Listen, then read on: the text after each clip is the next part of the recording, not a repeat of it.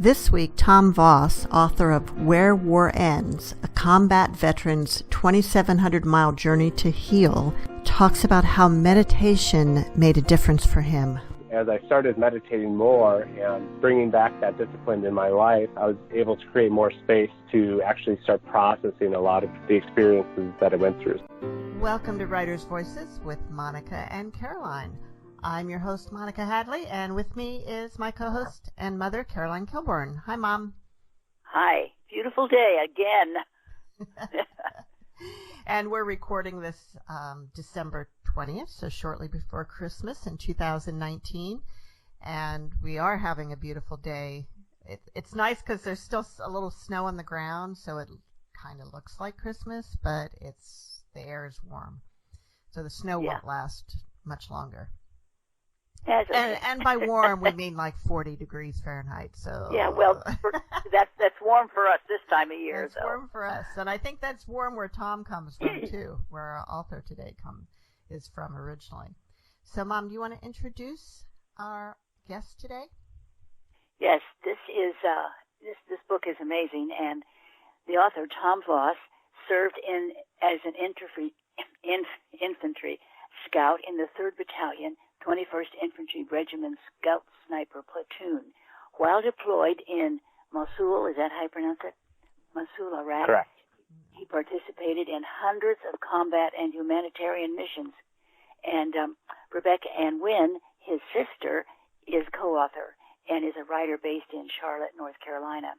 And this is amazing. This is an amazing book, and it really really should be read by everybody, really. And the title is Where War Ends, a combat veteran's 2,700-mile journey to heal. Welcome to Writer's Voices, Tom. Thank you. Thank you so much for having me. Now, the book covers a lot of ground, more than 2,700 miles. Correct, yeah. Yeah. Tell us a little bit about the impetus behind writing this book. Well, I think the reason why we decided to write this book was because there's a lot of books out there already that are on the experience of war itself. So there's not too many that are really detailing or chronicling what the men and women are going through when they come home from war. So we felt that it was kind of, I felt it was kind of my responsibility to be able to be open and honest and share how war impacted me after getting out of the service. And as you know, there's a suicide epidemic in the veteran community of 20 veterans a day that are taking their own lives. So we have to be open and honest about these experiences so we can have these conversations, so we can understand what the men and women are going through when they come home. And those victims of suicide included some of your former were they platoon mates or? Yeah. Since coming home from or getting out of the military, I should say, I've lost three friends after the fact. So it really highlights that we count the casualties of war as people dying in combat, but there's a lot goes on that's after the fact that we don't really take into consideration, and that's what we're seeing today. And that's really not new, is it? No. I mean, this has been going on since war has been going on. It's something that's extremely detrimental. Yeah, extremely detrimental to human beings, and seeing how it impacts and the concept of moral injury is something we talk about in the book, and it gives language around the complexity of the suffering that happens when you come home. Now, Tom, your healing journey was long, and the book focuses on two aspects of it. One being the 2,700-mile walk that you did. So why don't we start with telling us a little bit about that, and then we'll get into meditation, which is the other thing that really helped you heal. Yeah, so the trek came about it was really out of necessity, kind of out of desperation. I was on the brink of suicide, contemplating my own death, and needed to do something drastic to pull myself out of that. So that's where the idea of walking across the country came from, is really to help myself. And I knew that I needed to pull myself out of the environment that I was in to really focus on the impacts that war had on me during my deployment. And that's something that I never really had time to process. You know, the death of my friends, you know, what I participated in, and the bigger context of war itself. So I decided to walk across the country, and at that time I had a friend that I served with who was living in California, and he was always trying to get me to come out to visit him. His name was Emmett, and I served with him. And one day I just, you know, I was with my sister and told her I needed to do something, you know, just to get out and to be able to start processing some of the stuff that I experienced. And the only way that I knew that I could do that was to, you know, remove myself from my environment and really focus in on these traumatic events in my life. So, the idea came about, and, within a few weeks, I linked up with my Iraq war veteran friend, Anthony Anderson, and we decided to do it together. And we, you know, we ended up walking for 5 months straight, and covered about 7 states. And our goal was to walk 20 miles a day. That didn't always work out, our goal, according to a plan, but, you know, we ended up finishing it in 5 months. So, that's generally how we, started doing it. What was it about this trek that you thought would help you heal? Was it the idea of being alone, or almost alone, with, you know, time to think, or was it being outside, or was it connecting with people along the way, or maybe some combination? Yeah, it was kind of a combination. I didn't really have an idea of exactly what I was doing. I didn't know, I didn't really have a healing plan, but I knew I needed to move, and I knew I needed to take the time to be with myself to start processing a lot of these events that I experienced in Iraq. So I felt that walking was the way to do it. You know, the way to, it's slow, it's methodical, and there's nowhere else to go, and you're with yourself the whole time.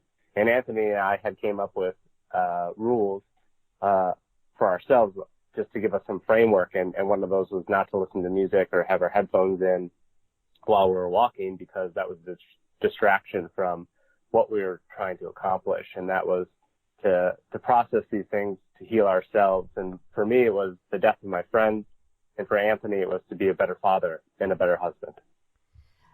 And how long after the end of your deployment was this trek? I got out of the Army in 2006, and I struggled a lot. And then we left in, I would have to say it was late September or late August of 2013. So some years had passed that I had been struggling a lot, and you know, going through VA treatments and different healing modalities to try to figure it out. And this trek was the kind of the culmination of all that. So this book is important for what I say everybody should read it, because it's important for veterans and their families, but it's also important for the general public, because we have no idea what really goes on. And in fact, I don't have an idea what goes on when you join the Army, except I know that you're now, it's, you know, all for one and one for all, and that you have to have that to survive. Right. It's just that you're told about when you were in training, and if somebody in your platoon goofed up, then the whole group of you had to suffer for it, and that was interesting, I thought. Is that a common practice in the military? Yeah, it's the reasoning behind it is that, like, we're all responsible for ourselves, and we're all here for the greater good of you know, serving the United States.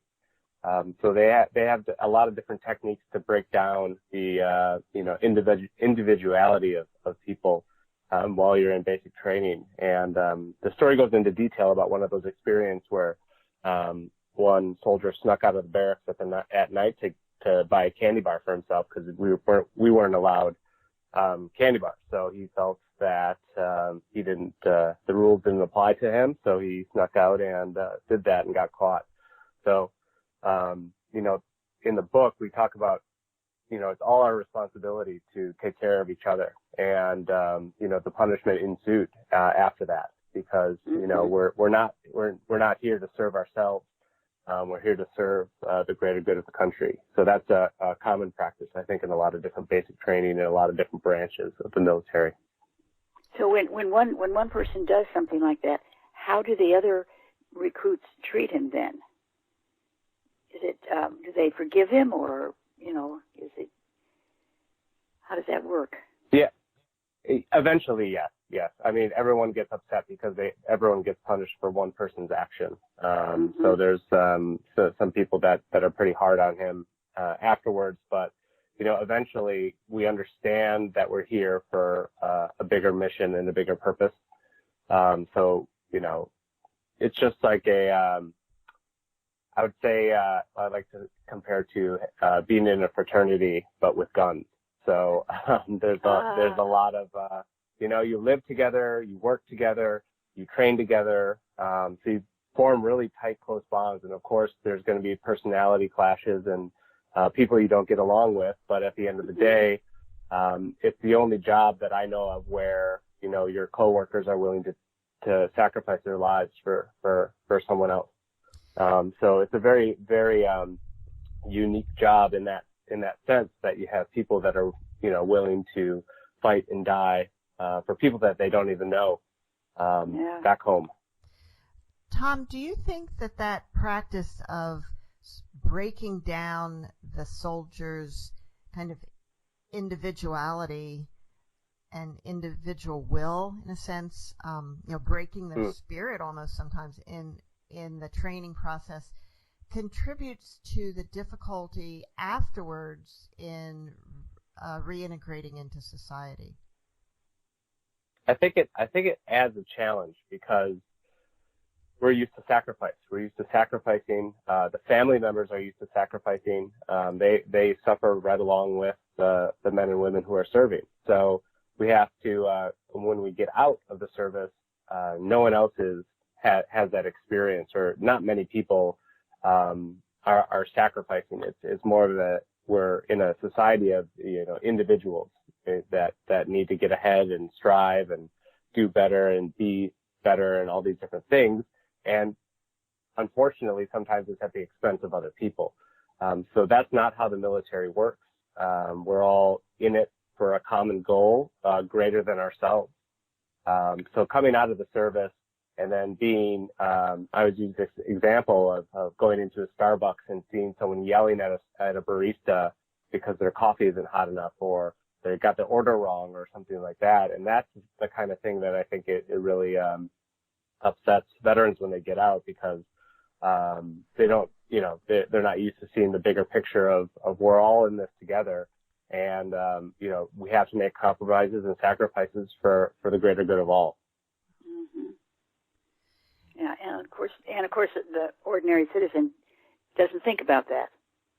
Right. Of course. It's because it's not in their purview. And I mean, we're all raised, differently in this country, but we all have, the freedoms, and, we sacrifice those freedoms in the military, most of the time.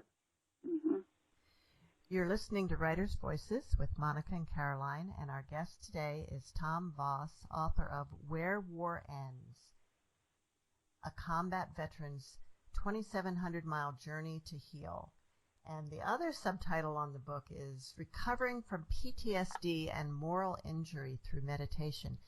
Now, we heard a lot about PTSD, although I think people who don't suffer from it maybe don't have a complete understanding of it. Sure. And you were at one point diagnosed with PTSD, but you didn't find that a completely what would you, I don't want the word that's satisfying, but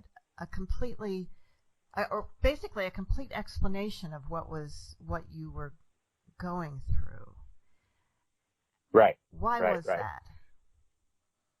Well, yeah, let's look at post-traumatic stress disorder first, and just to build some understanding around that concept, because post-traumatic stress can happen to anyone. It can happen from being in a car accident or even in a dangerous situation. But it happens more often, I think, in the military or in veterans who have been deployed, because you're in a combat zone, that you're in a dangerous environment for an extended period of time. And what ends up happening is your body ends up responding to that danger by heightening your awareness and your alertness, making sure that you can get up out of sleep very easily if you need to protect your life. So this is just a physiological response to being in a very dangerous situation. And unfortunately, when you come home and you're out of that dangerous situation, your body doesn't recognize that, and it needs time to process and time to realize that it's not in a dangerous situation anymore. And unfortunately, we're seeing that in combat veterans coming home with flashbacks and different things that happen in society. So to give you an example, when I first got back from deployment, I'd be driving on the freeway and see a trash bag coming up on the side of the road, and I would move over 3 lanes to get as far away from it as I could, because that's what I was doing in Iraq, because that was a threat. That could have been an improvised explosive device on the side of the road. So that's how my body and mind would respond to threats or perceived threats that I saw. So of course, this is, in Milwaukee, Wisconsin, and there's no threat, obviously. So it's an irrational fear that ends up happening, that ends up moving us to do things that end up being irrational.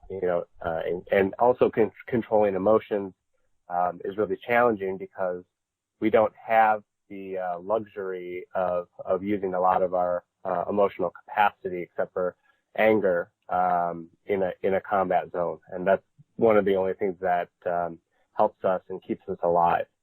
So you have all these challenges. Yes, go ahead. Yeah, do you think that reacting like that is as stressful when the danger isn't real as it is when the danger is real? Yeah, I think it still has the stress factor is still really high. Even though in your mind you're like, I know that isn't real, but the fear is still there, the anxiety is still there, the stress is still there. So that's how it ends up manifesting, at least how it manifested in my life. Well, Tom, why don't you, and then you were going to go into kind of the next step beyond PTSD, which is moral injury. Do you want to read from your book to kind of introduce us to that concept? Sure, yeah. And just to kind of set it up is, the definition of moral injury is a wound to the soul. So right away, it's not a clinical term, and it's different from post-traumatic stress. And after I'm done reading about it, I can talk a little bit about how it's different from post-traumatic stress a little bit. But this is the preface of Where War Ends about moral injury. Moral injury is a wound to the soul. It happens when you participate in or witness things that transgress your deepest sense of belief about right and wrong. It is an extreme trauma that manifests as grief, sorrow, shame, guilt, or any combination of those things. It shows up as negative thoughts, self-hatred, hatred of others, feelings of regret, obsessive behaviors, destructive tendencies, suicidal ideation, and all-consuming isolation. You may experience moral injury if you've survived abuse, witnessed violence, participated in the chaos of combat, or experienced any form of trauma that's changed your understanding of what you or other human beings are morally capable of. For many combat veterans, moral injury is inflicted during war, when they are split into 2 different versions of themselves. the person they were before war, whose morality was ingrained in them by their parents, religion, culture, and society, and the person they became during war, whose morality was replaced with a sense of right and wrong that helped them survive in a war zone.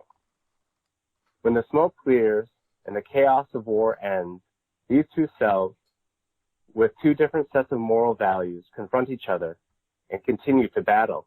The pre-war self points to the post-war self and says, hey, I know what you did. I know what you saw, and you are wrong. You are bad, and you can never be good again.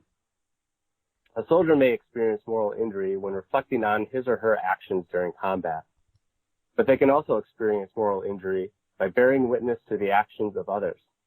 The cool indifference of a commanding officer as he stands over a dying civilian.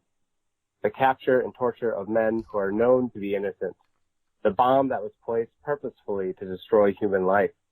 All can call into question our deeply held cultural belief that all people, deep down, are innately good. So that's a little bit about moral injury and what it is. So to talk about it a little bit more in depth about in comparison to post-traumatic stress, which we briefly spoke about, so moral injury is more of the hard questions you ask after war. You know, am I a good person? Can I be forgiven? Were we justified in our being in Iraq in the first place? And these are the things that I think stick with a lot of men and women when they come home, and it's hard to connect with family members about that because it's such a unique experience, and there's less than 1% of the population of the United States have served in the military, and an even smaller fraction of that are the ones that are doing the fighting. So we have to see that in my experience, I was suffering from post-traumatic stress, but I was also suffering from moral injury. So years after, when I came home, I started asking myself these questions. You know, the very basic one that I like to describe is, you know, I was raised as a Catholic, so thou shalt not kill. It was ingrained in me from a child. So now I'm put into a situation where I have to. And now society understands that in a war, this happens, right? So then when I come home, and now that I've violated this principle in my life, and now I'm back into society, and now this rule is placed back on me again that I had violated. So I'm struggling with that. I've violated my own moral compass, and can I be forgiven? You know, how am I seen in the eyes of God? All these different things from a moral standpoint, and that just leads to immense suffering. Now, you had on your trek, on your 2,700-mile trek, you were accompanied part of the time by a film crew. Correct. Can you tell us a little bit about how that came about? Yeah. So while we were walking across the country, we were approached by an independent filmmaker from New York City who was interested in veterans issues but didn't know what kind of project he wanted to do or you know, how he wanted to help. So he found out about what Anthony and I were doing, walking across the country, and asked if he could join us.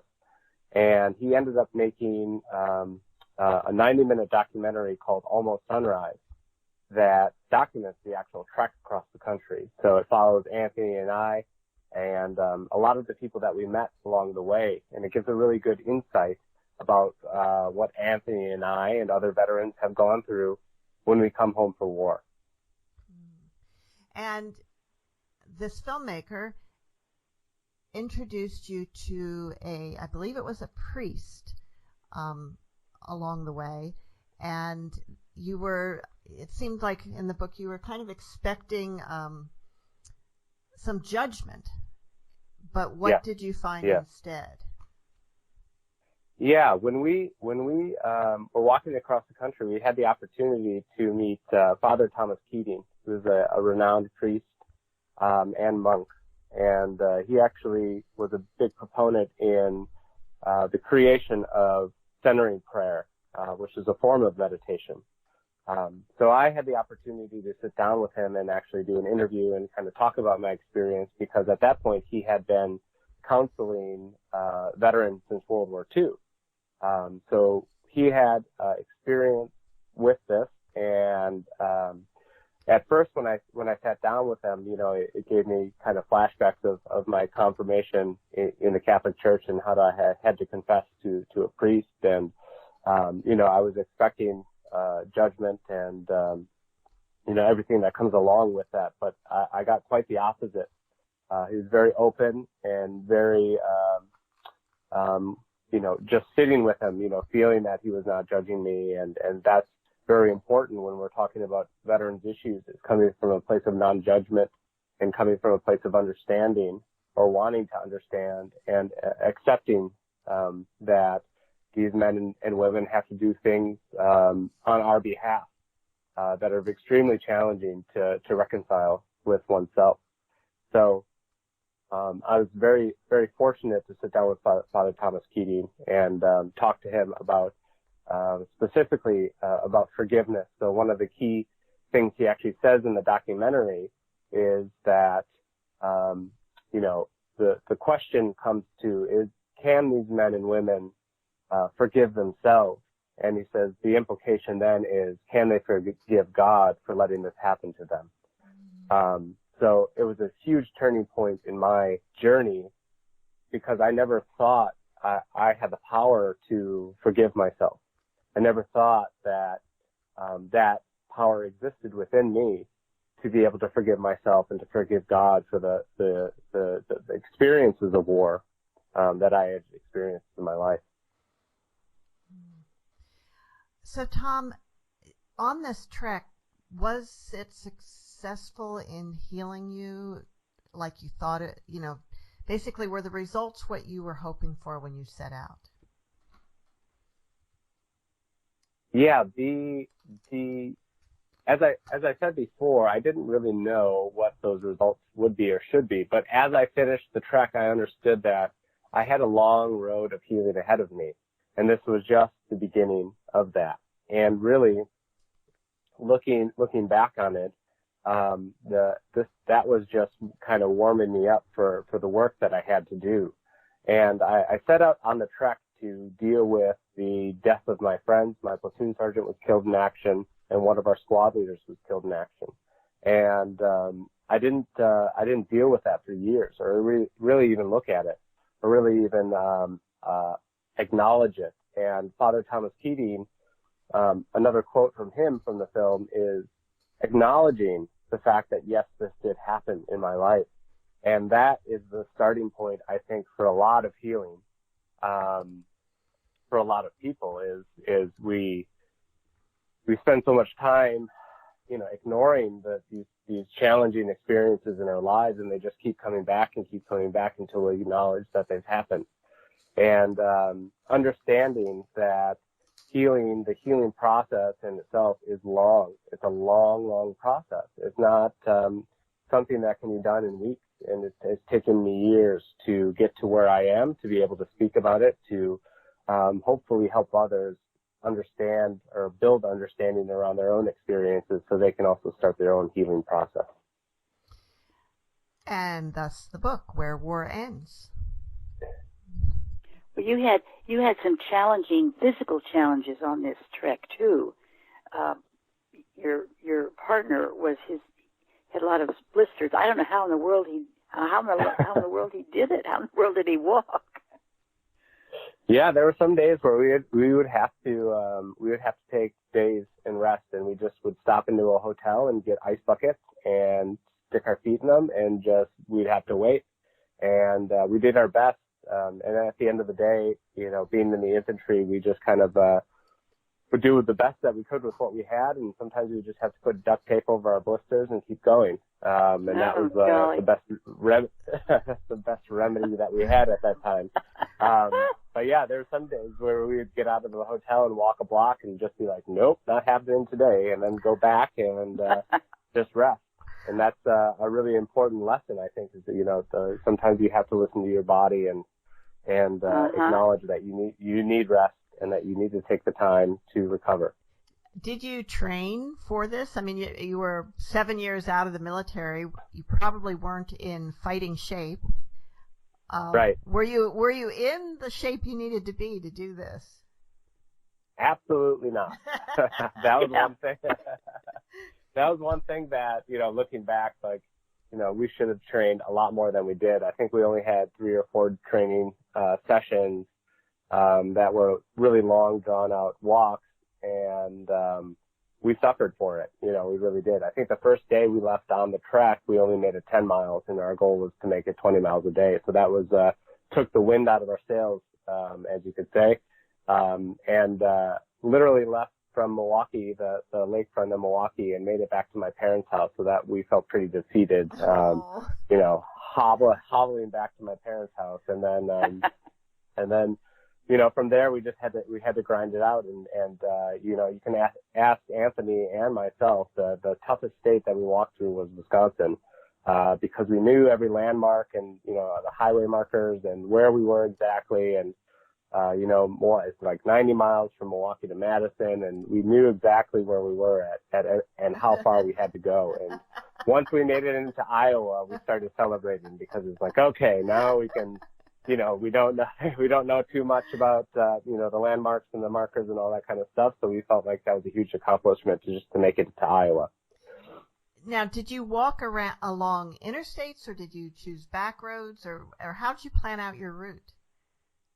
Yeah, we did mostly county highways and back roads, the best that we could. And there would be times where, we'd be walking down a country road, and we would have paper maps, and we'd have Google Maps as well. And sometimes Google Maps would fail us, and we'd get a little bit lost and have to backtrack for a few hours. So that happened a couple times, walking across Iowa, actually. Oh, man. Well, if you went 2,700 miles and you did it in 5 months, which is 150 days, you didn't miss your 20 miles a day by too much. No, we did. We had a couple of really long, grueling days, because we knew we had to make up days that we took rest for. So we really kept track of our timeline and our goal, because both of us, we were taking off work to do this, and Anthony had a young family. His daughter was 2 years old at the time, so we had to do it in, as quickly as possible, as our bodies would allow. So yeah, there were days where, we were pushing 26, 27 miles. Wow. And tell our listeners the experience of that when you're on that bridge. And, oh God, coming over to Dubuque. Yeah. Is that the one you're talking about? Yeah. Yeah. So as I said, like, Wisconsin was really brutal for us. And I think when we got to the Wisconsin-Iowa border, we were pretty broken, I guess you could say. And then one of the experiences, just to give the listeners an idea of what we looked like, we were sitting in a ditch changing our socks, and the school bus stopped, and the window popped down, and this kid poked his head out, and he's like, "Are you guys hobos?" And we're like, "No, we're not hobos." And so we were pretty beat up and disheveled, and it was hot and humid, and you know how summers go. So we got to the bridge, going over the river, and we had, thankfully, a police officer who's escorting us in, southeastern Wisconsin, and he's kind of, helping us along the way. And, when we got there, the, director of the documentary was like, "We really want to get this shot of you guys walking across this bridge." And the police officer was like, "I highly recommend you don't do this." Because there's no shoulder to this bridge. I'm sure as people know. So what ended up happening, and the shot actually thank God the shot made it into the documentary, but, we ended up walking. It was one of the most painful moments of the trek for both Anthony and I, because, our joints were aching and our feet were on fire, and our directors were just like, let's get this shot, and we'll get you to the other side of the bridge, and then we'll be done. And then so we did it, and what ended up happening was the director had a minivan, and he had the cameraman in the back of the minivan with the tailgate open, and he was driving on the shoulder, filming Anthony and I in pain walking across the bridge. While we made it about halfway across, we turned around and saw a wide load truck coming that was taking up both lanes of the freeway. So, you know, it was like an Indiana Jones moment for us right there with the boulder rolling down the the trail behind him. So we had to really move it at the end, and fortunately we made it across right when the truck ended up passing us. So it was an epic scene for sure. Oh gosh, yes. Well, you know, Monica, you remember when we went across that bridge on the way to Pennsylvania? I do. And there was an object, and we couldn't avoid it, and so it happened to put a hole in our gas tank. Remember that? I do remember that. Oh, wow. This was in the summer of 1981, and we were heading from Iowa to Pennsylvania. My mom, dad, myself, and my two little kids. One who was like 7 months old, and the other was 3.5. And so there was something on the bridge. It came up, pierced the gas tank. Someone waves at my dad who's driving to let him know that his gas is leaking, you know, out of his car. He pulls over into a way station right on the Illinois side of the bridge, and it was closed. There was nobody there. So this was my dad. Okay, he walked to a nearby farmhouse, called a junkyard that happened to have, this was an older model vehicle that had a junk vehicle, got a ride there. I think I flagged down a policeman on the road. But anyway, somehow he got to this junkyard, got the gas tank, brought it in. He had a complete set of tools in the trunk, along with all of our luggage and baby stuff and so forth. And he and I climbed under the car and replaced the gas tank, and then we went on our way. That's amazing. It is amazing. I think maybe the police officer brought us a thing of gas, you know, like a gallon of gas to put in until we could get to a gas station. And we were it only delayed our trip by like 6 hours or something like that. Wow. The only problem was there was no gas gauge in there. Yeah, from then on there was no longer a gas gauge. But so you didn't know if you had gas or not. and my dad died about 3 weeks after that. Yeah. That was quite an experience. Yeah. So, yeah. So, Tom, do you think that, you know, we read a lot of World War I, World War II novels. We've interviewed a number of authors of those, and there's this concept of shell shock, particularly from World War I. Do you think that is PTSD and moral injury is what combined to make shell shock? I think shell shock is another term for post-traumatic stress. I think moral injury is a newer phenomenon that was discovered in the 80s by a VA doctor who was working with Vietnam-era veterans. And he understood that there was something else troubling veterans than just post-traumatic stress or shell shock. I think in the Civil War it was called soldier's heart. So this has been around for a long time, as long as battle has been, humans have been fighting each other. So it's unfortunately it's extremely detrimental to the health of humans and families and communities, and we're seeing that these days with these extended wars, and it's just it's really sad to see. You're listening to Writers' Voices with Monica and Caroline, and our guest today is Tom Voss, author of Where War Ends, a combat veteran's 2,700-mile journey to heal.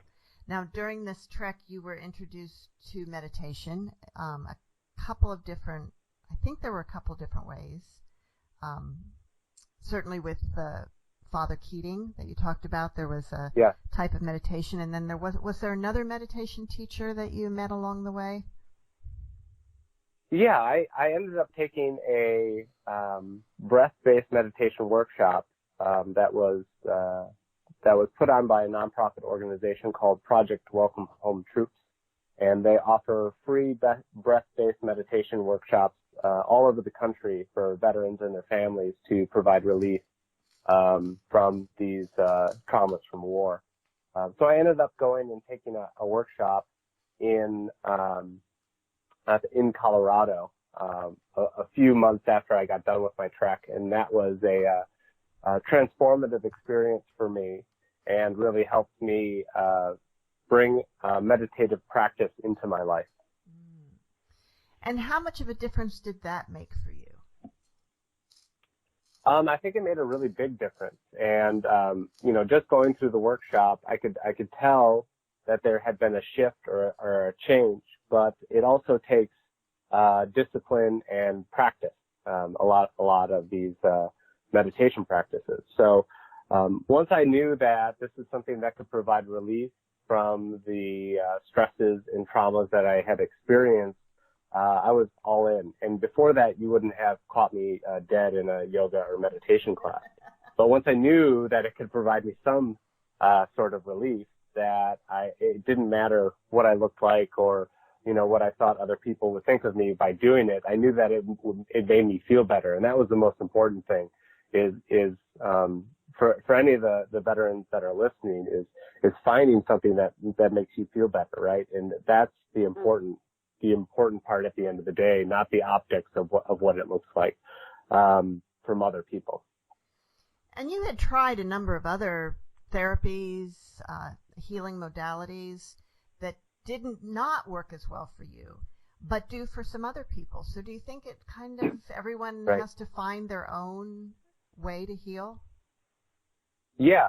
And I think I started with VA healthcare, and that's the healthcare that I have today. And that was the groundwork of me finding the help that I needed to feel better. But the challenge is you have to keep showing up. You have to keep trying different things to find out what works best for you.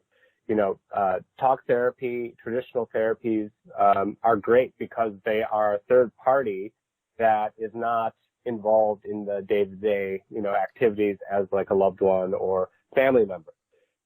So it's a good way to have a third impartial person in your life to be able to talk about these challenging experiences with.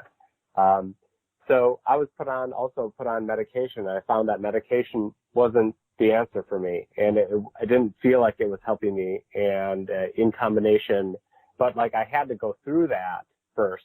I had to try it first to figure out that it wasn't working for me. And I think a lot of people get caught in the trap of, finding something and then having it not work and then just being like, well, this is just the way I am. Or, when I first was getting help and put on medication, I was still self-medicating with alcohol.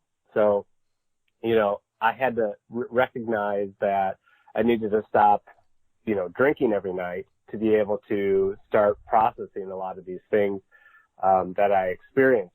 Because before that, I was drinking maybe a 12-pack to an 18-pack in the evenings just so I could sleep.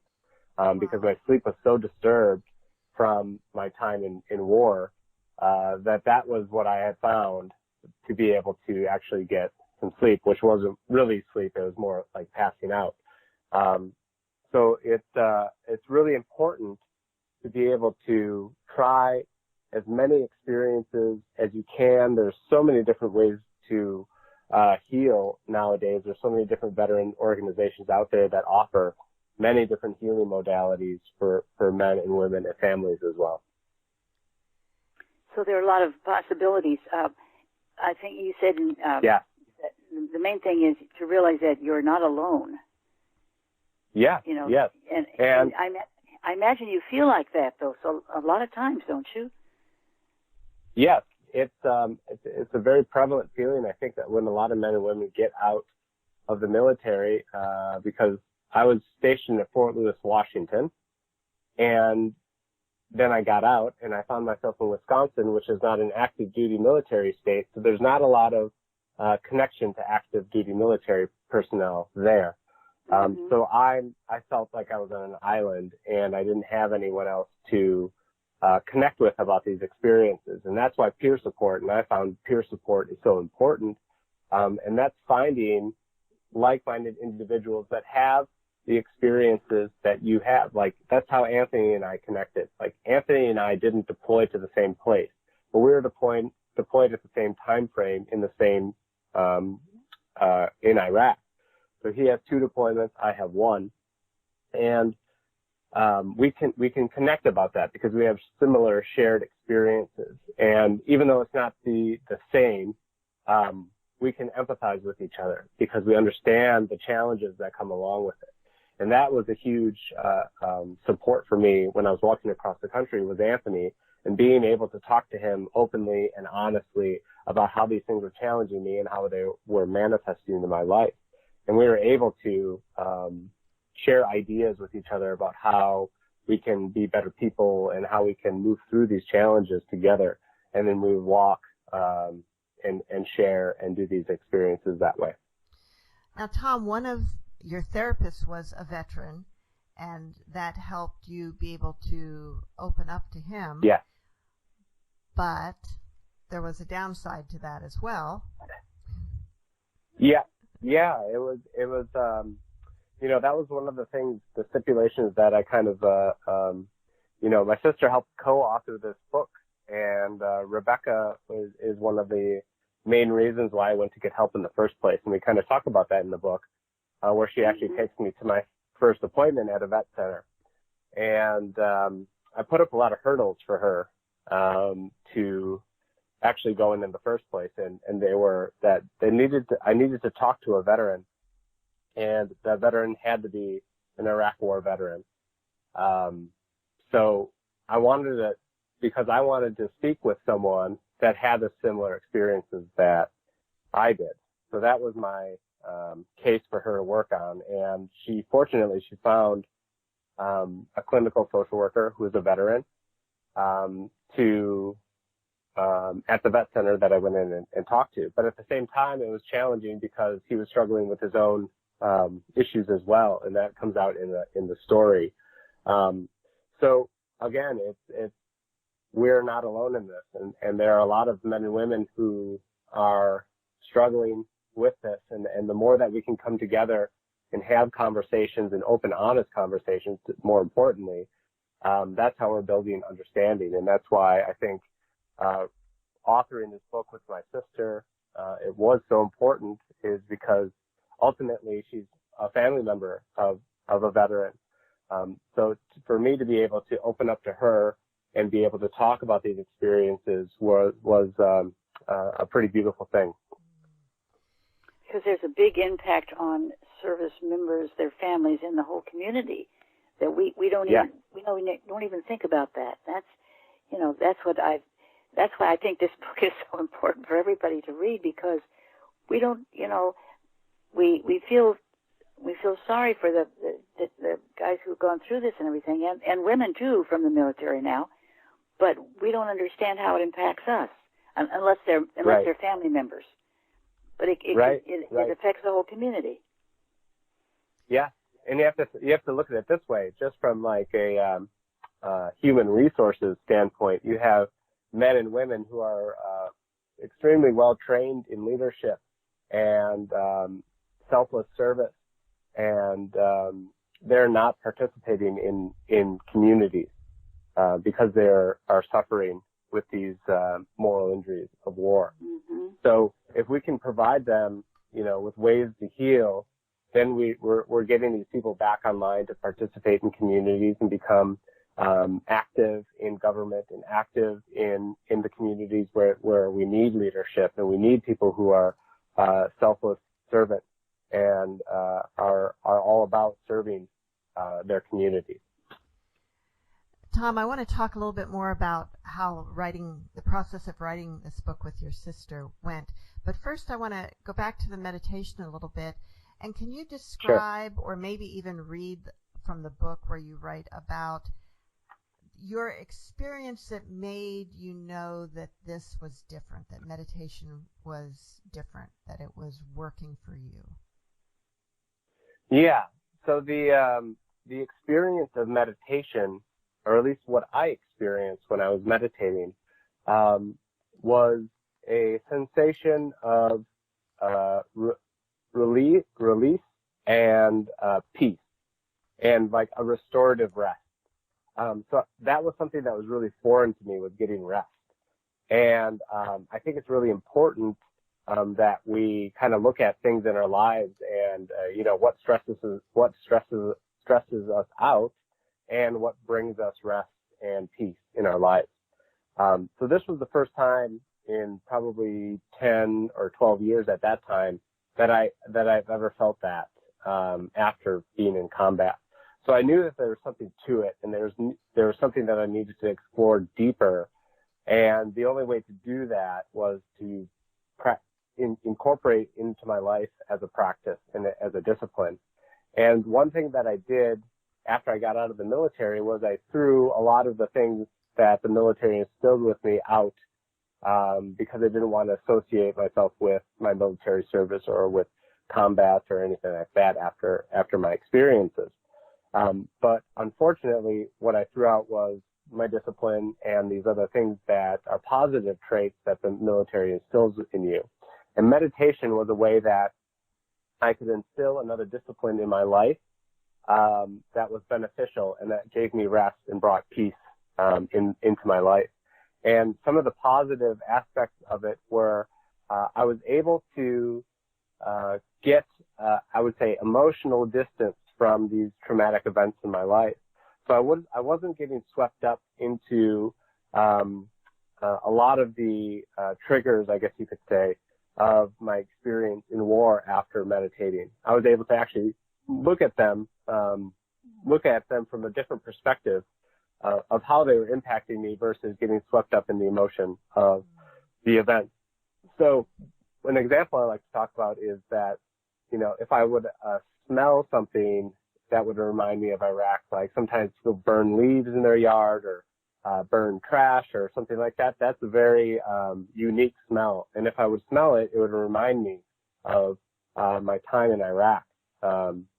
So this is where people end up getting flashbacks and stuff like that when they experience something in their life today that reminds them of an experience that they had during a dangerous time in their life. And that's the link that the brain makes, that there might be danger around. So I was able to, through meditation, look at that from a very different perspective and seeing how it impacted me versus getting swept up into the emotions that it churned up in me.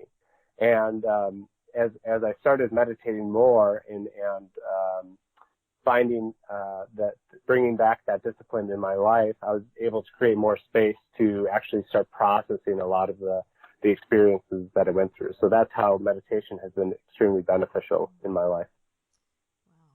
Wow.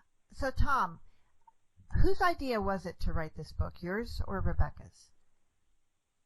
Well, I think I started writing at about 2010, but it wasn't until I teamed up with my sister that we really started to work on this together. And the way that we really worked on this was I would share my experiences with, I would record them. So we both sat down and came up with a framework of how we wanted to tell the story. And then I filled in the story, and then she would take a pass at writing either a chapter or a few paragraphs at a time.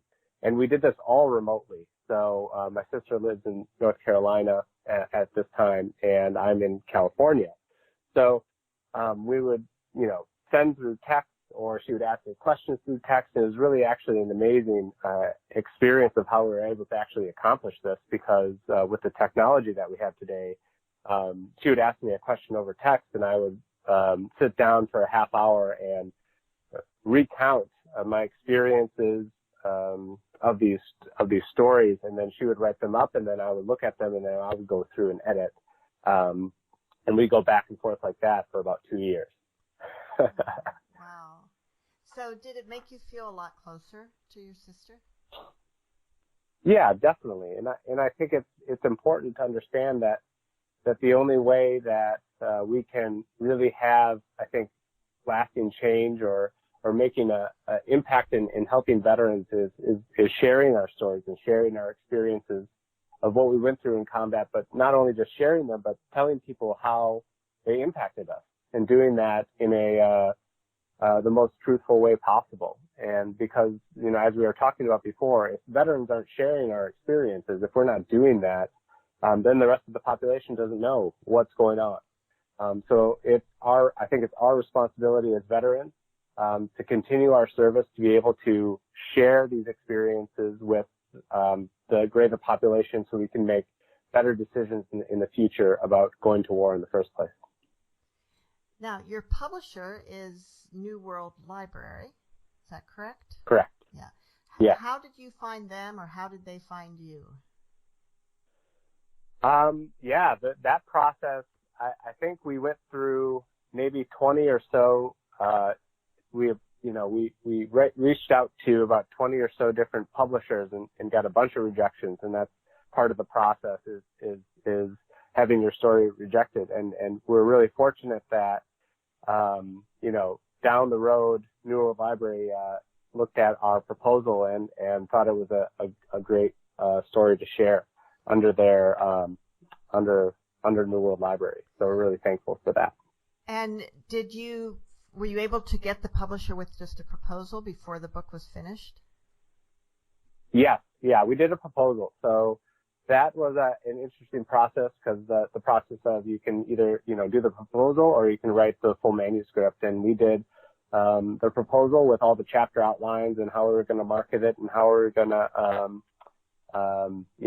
what our reach was. And we did this big proposal for it. And they thought it was a good idea and a good plan. And for us, that was really, I think if we went the other route of just writing the whole manuscript, we would have still been writing to today. It would have taken us 10 years. But once you get under contract, it's you gotta get it done. You have a deadline. That was really helpful. Yeah, exactly. Yeah. And are both you and Rebecca doing publicity doing interviews and so forth for the book? Yeah, we're both doing interviews and both talking about our experiences, and she's doing a lot of outreach to family members. So she's talking a lot about how this process worked with, building an understanding of my experiences in the war. And what's her writing background? She is a digital content strategist. So she does a lot of digital marketing and strategy for her day job. And she's done some ghostwriting and also travel blog writing as well. Wow. So she has a nice background in writing. Great.